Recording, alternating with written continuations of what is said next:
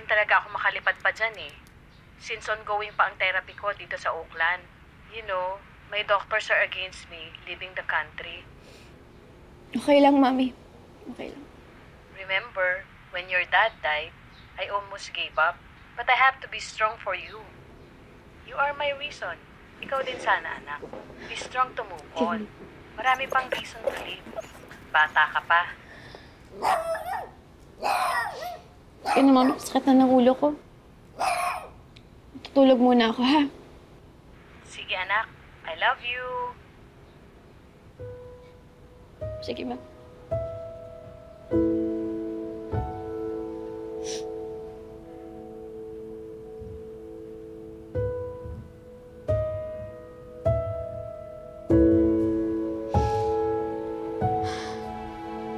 Ano?